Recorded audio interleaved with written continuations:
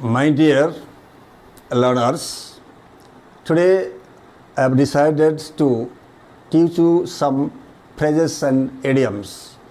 So why are phrases and idioms necessary in writing and speaking something else? I would say very frankly that your phrases, idioms embellish your language. The phrases and idioms are the beauty to your language. So what will happen? Somebody will write, somebody will just see your writing, so that he will be very much happy. So I am just giving an example. Suppose I am very much sad. Instead of writing this or saying this, I can say I am sad to a degree, I am sad to death, I am inordinately sad. So what happens? So these phrases and idioms just decorate your language so that the reader will be much more pleased. You know, even there are many authors who use languages which is very simple to read and very intricate to understand. Suppose I have seen somewhere Dale Carnegie has mentioned that I will show up there in exact time. Show up, SHOWUP means arrive. And somewhere in Webster's New World Dictionary I have read there is a phrase that is in sackcloth and ashes. In sackcloth and ashes means in sorrow. When his intimate friends passed away, died, he was in sackcloth and ashes. So simply remember, remembering your phrases and idioms, you find your language very beautiful. It makes the readers very happy and pleasant.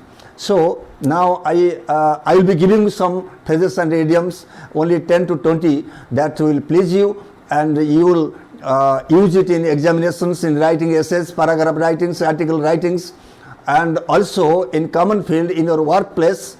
You can use them to satisfy your masters or your seniors, whosoever he may be. So I have written here phrases and idioms. Phrases and idioms. I have written here art outs. Art outs means in disagreement, in dispute, not in good relationship. I am at outs with my friend because I found that my friend sometimes tell against me, and that friend becomes a frenemy.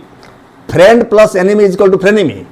Your friend when talks against you, that friend becomes your frenemy, F-R-E-N-E-M-Y. So I am at outs with him.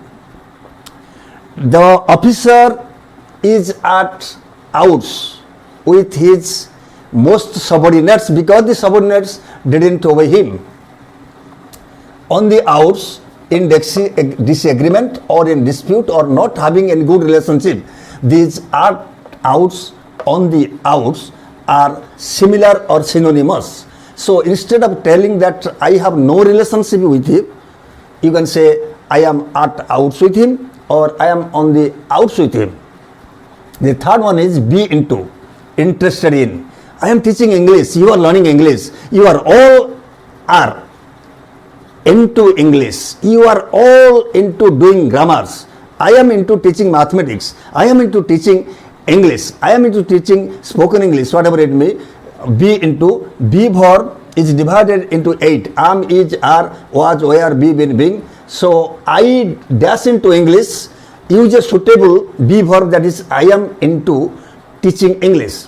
I am into teaching English, that I have mentioned here. Up for, needing to have. Now I am very thirsty. I am up for a glass of cold water.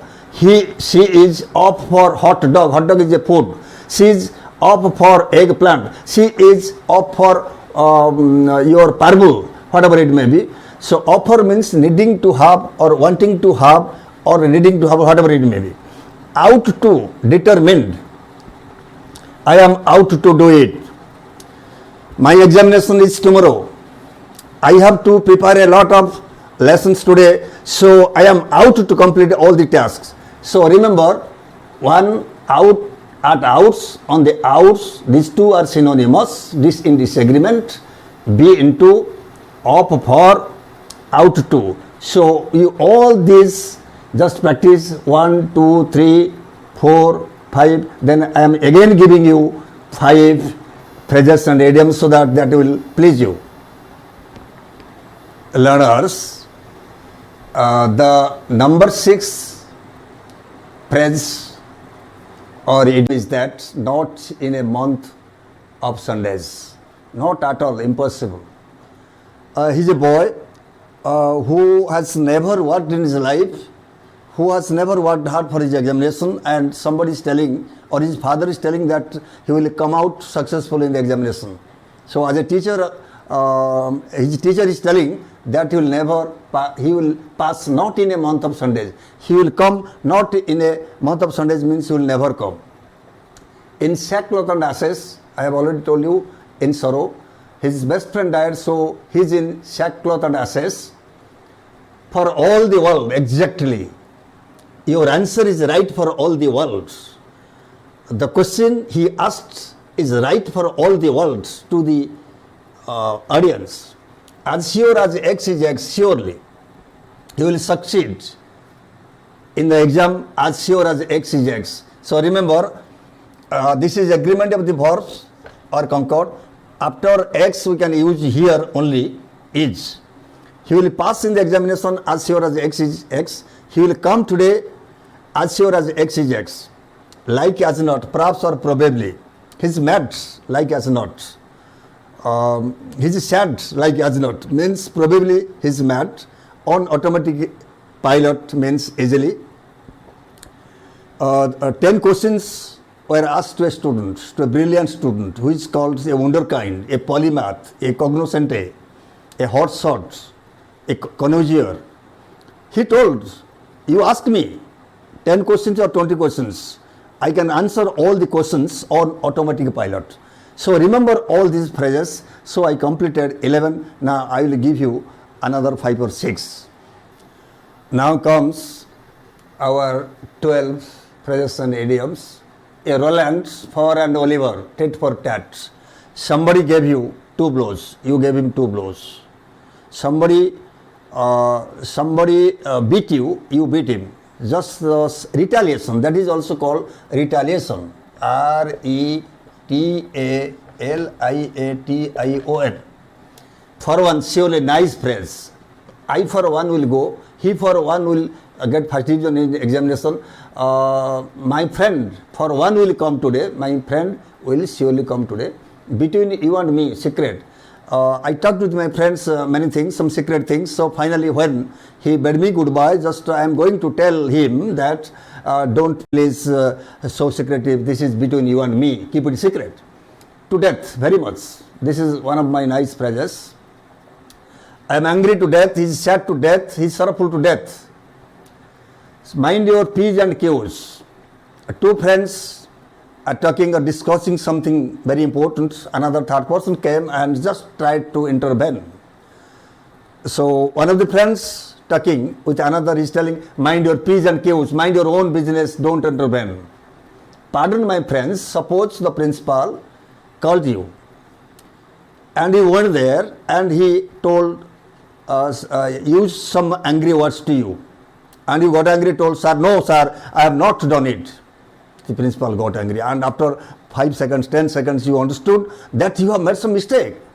And that time you are telling, sir, pardon my friend, sir, excuse me for my language. 280, one of the nice phrases. He did the picture to a T. He wrote the essay to a T.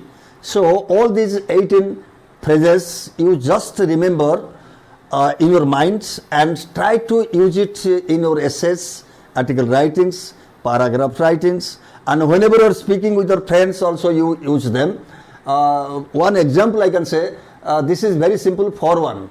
I for one will go, this is between you and me, I am angry to death, mind your own P's and Q's, pardon my friends, 280. All these 18 phrases, you just sit at one place and memorize all these 18 phrases and try to use them in your own sentences, following the examples that I have given. So what will happen, my dear learners, that after some days you will find that you have been able to beautify your language.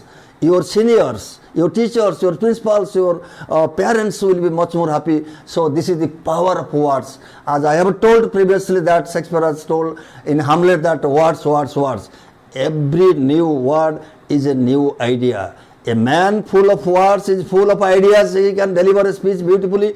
He can also write essays and theses in a beautiful manner. So I hope this video will definitely, or this video for one will satisfy you.